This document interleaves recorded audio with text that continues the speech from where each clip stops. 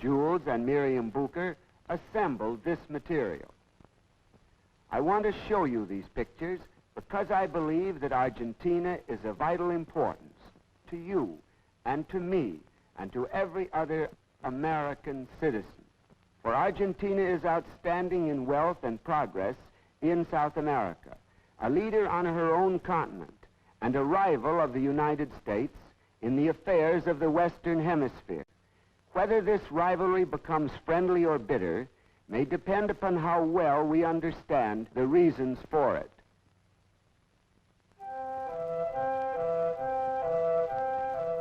Argentina has the towering Andes on her western border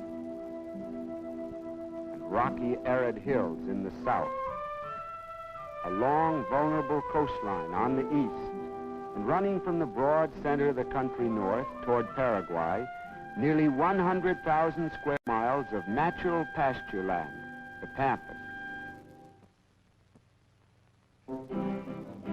The people of Argentina are much like us, more perhaps than any other people in South America, spirited, aggressive, energetic, proud of their heritage and their personal accomplishments. But there are underlying differences between us and these people, for their roots are deep in the old world culture of Spain and France and Italy. More than that, the Spaniards who settled here were soldiers and adventurers seeking gold, while New England was colonized by farmers and tradesmen seeking freedom.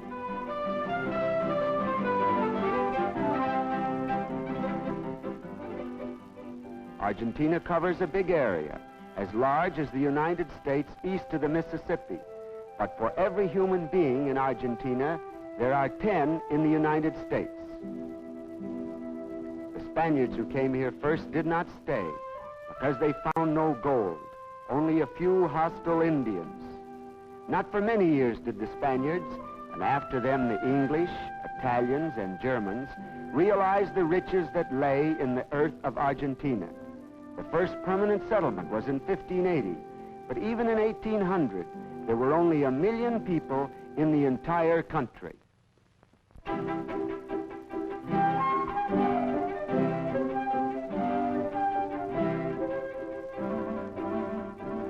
In 1905, Buenos Aires had only 1 million people, but today it is the third largest city in the Western Hemisphere. Far from the traditional picture of a lazy Latin American capital, it is brisk, modern, and magnificent. Its crowded traffic, left-hand drive as in England, its handsome streets and business buildings combine to give the casual visitor the impression of a great European capital. Residents of Buenos Aires are proud of their 3 subways. They are short lines compared to the New York system, but they are clean, efficient, and colorfully decorated.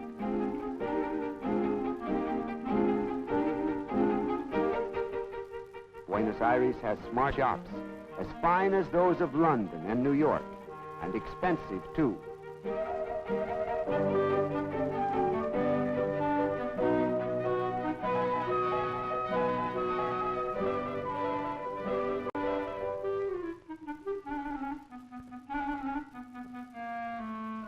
North American motion pictures are enormously popular, even though some of the bitterest complaints about Hollywood's lack of taste and accuracy in portraying Latin Americans have come from Argentina.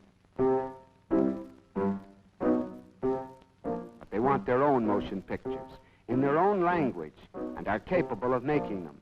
In small but efficient studios, they are turning out good films, using Argentine actors, directors, and writers.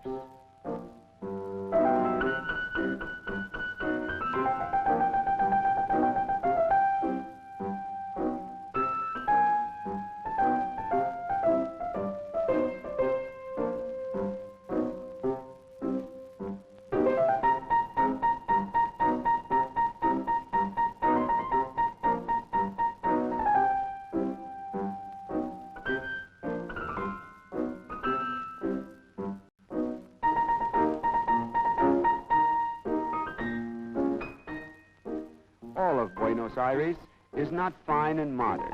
This is the Boca, an old and gaudy but picturesque waterfront section lined with cheap shops and cafes and dance halls.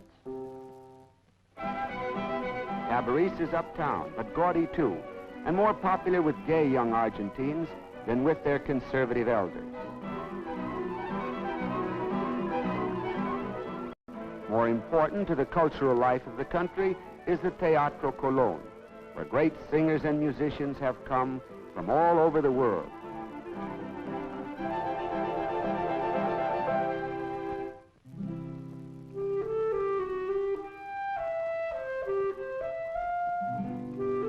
Here the aristocracy lives well, in houses which are a constant surprise to those North Americans who suspect that all South Americans live primitively.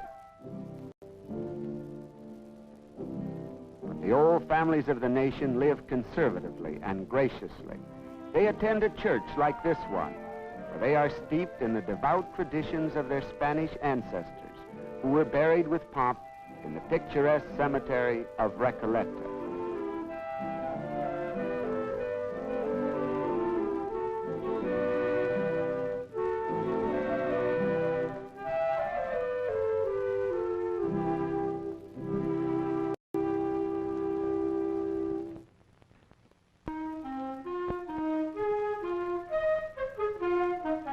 Argentina's government is modeled on that of the United States, with a president, a Congress, powerful provincial governors, and a constitution which, with few exceptions during 80 years, has protected the rights of free speech, free press, and free assembly.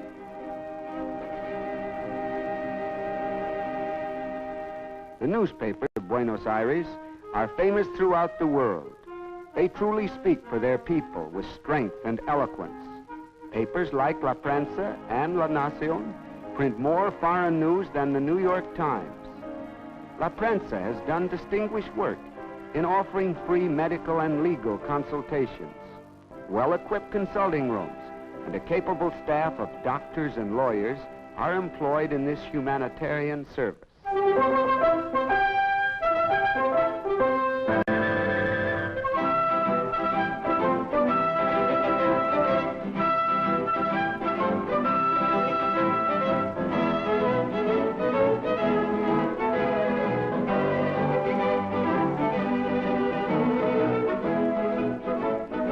Argentina has long tried to steer clear of Europe's troubles, but she is wise enough to know that she may not always succeed.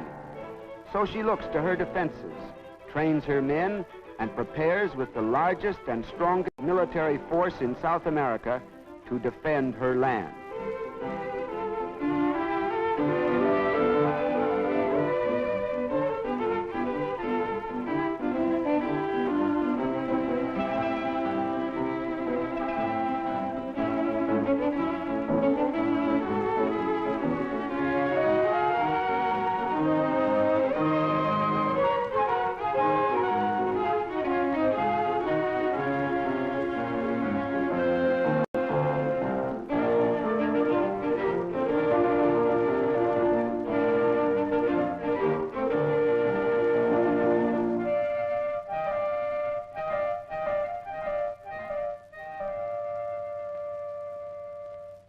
Argentina, and above all Buenos Aires, might be poor indeed if it were not for world trade. More than most countries, she depends upon intercourse with foreign nations through these docks. They are far from the docks of the other great world markets. Nevertheless, Argentina has become a leader of world commerce. But war and the blockade have seriously hurt her economy. One of this country's most pressing problems is her lack of natural resources. But to her credit, she makes the most of what she has.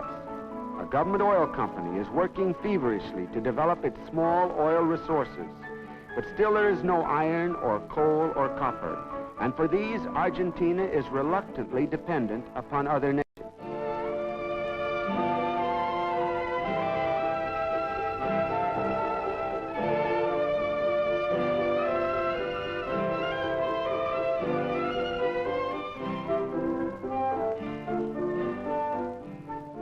Having few rich mineral resources of her own, She is naturally confined to light industry, like shoes and textiles.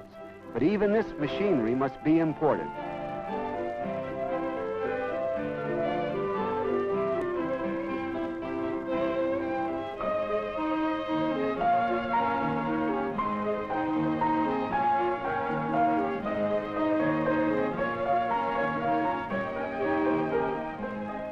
And her assembly plants for cars and refrigerators must get their parts from abroad.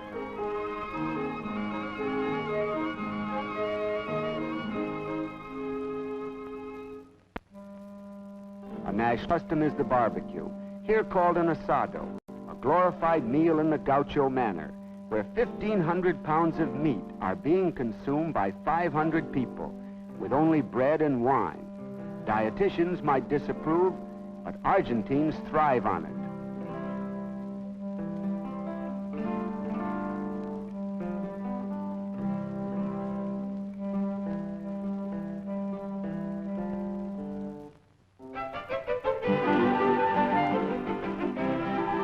Though the wealthy city dwellers have always looked to Europe for cultural guidance, many intellectuals are now becoming interested in their own colorful traditions, such as the songs and dances of the gaucho.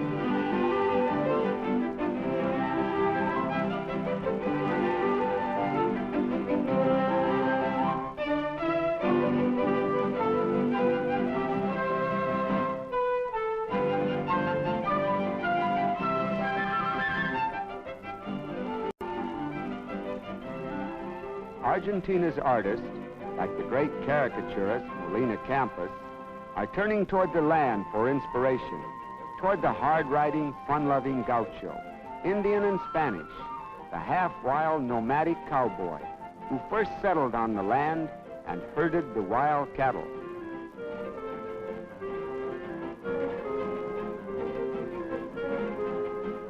Even his sports are affectionately pictured by Campos, like his hunting of the wild ostrich with the bolo, a kind of sling made of two balls tied together on a leather thong.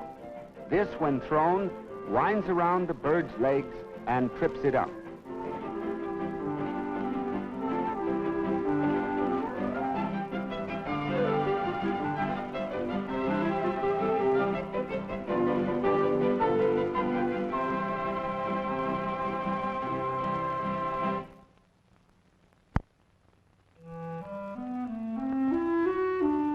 But ostrich hunting is only a game, and the great estancia is a working proposition. Here is a ranch of 10,000 acres, 6 miles long and 3 miles wide, the sort of minor kingdom the land-owning aristocracy is fighting to preserve, for it is the very heart of Argentina. This is an agricultural country without an agricultural population, as we know it. They do not need many farm workers, because a single gaucho can take care of 1,000 cows. A sort of feudal system has been preserved here. The wealth of the owners is great. The life of the peons is hard and bleak, despite the fertility of the land.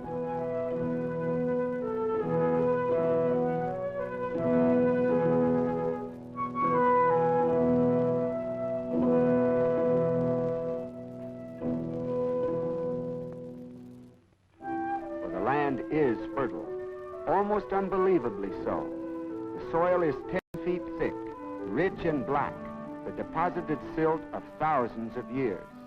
But in our country, the average topsoil is only 1 foot thick. Argentina is one of the world's great granaries, raising each year more than 1 million tons of corn and wheat. The climate is so mild and even that alfalfa grows 5 crops a year. The men who herd livestock can sleep outdoors the year round.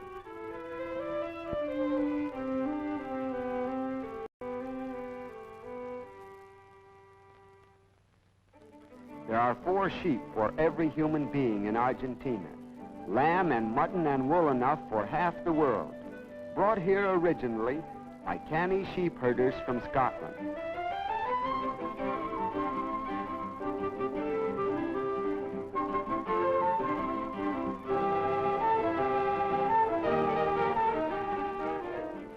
Each season, thousands of yearlings are broken in.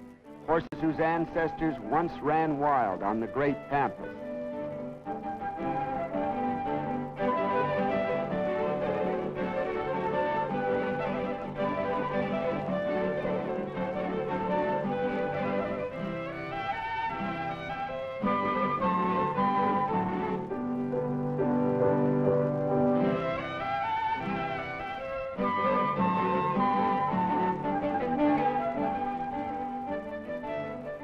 Here are the owners at luncheon, big, hearty men, eating a heavy meal of meat, bread, wine, and fruit.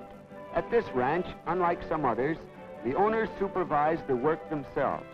After luncheon, they sip mate, the herb tea which Argentina drinks in such great quantities. Mate is sipped from a hollow gourd through a silver tube called a bombilla.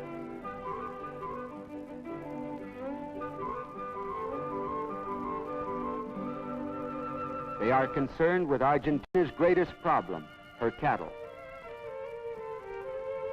In the early days, the scrubby cattle ran wild by the millions, and the landowners had no vision of their great future. Then in 1857 came the railroads, and this meant an outlet for the lush fields of wheat and corn of the fertile pampas. And in 1877, another miracle happened. The first refrigerated ship came to Argentina.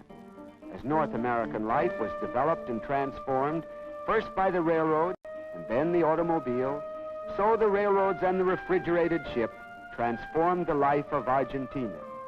This new kind of shipping meant that for the first time, fresh Argentine beef could be shipped to all the world.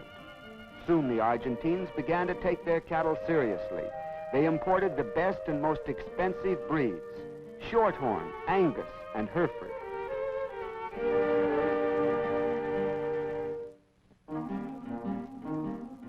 Over $1 billion in British capital was invested in the railroads to carry the beef and the grain to shipping centers.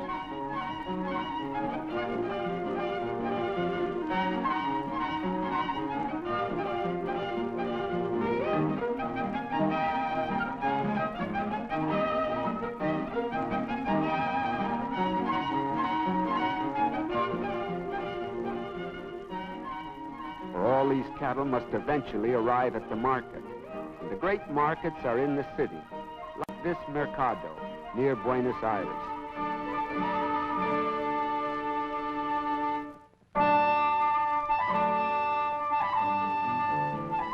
Here come buyers from the great packing houses or frigorificos to buy cattle at auction. Many are native Argentines, representing local firms. Others are Texans, Canadians, or British, representing firms like Swift, Armour, Wilson, or Anglo, with many millions of foreign capital invested here.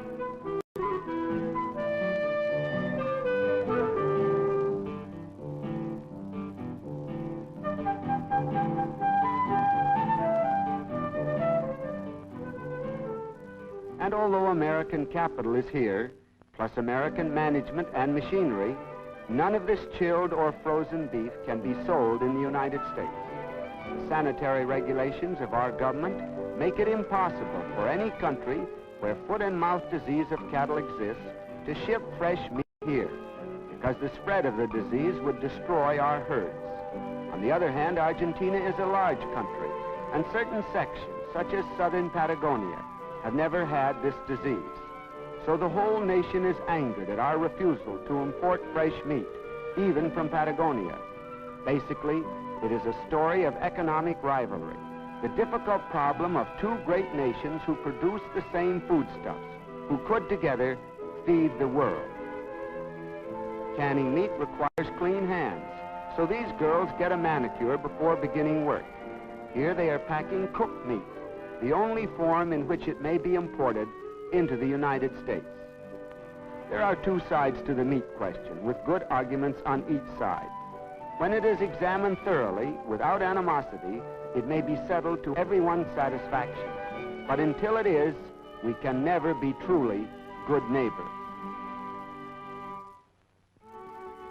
Meanwhile, the government has turned to other solutions for her growing economic problems.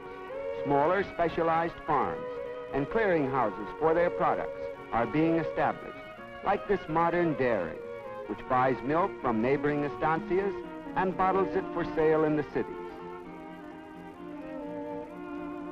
Here is dried milk being prepared for export. Eggs are also being shipped abroad.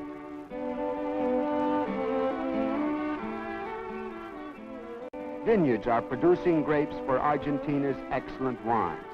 And all of this specialization in farming and food processing is receiving attention and aid from the government. Slowly but surely, the great estancias are breaking up, because like the huge haciendas of Mexico, they best serve the needs of only a privileged few. In the final analysis, it is the needs of the common man which South America must serve, her own underprivileged of the country and city. And she is slowly turning her eyes away from Europe, back to her own hemisphere. In this critical period, when a new price has been put upon earth and the food it yields, Argentina is reevaluating her own land and the people.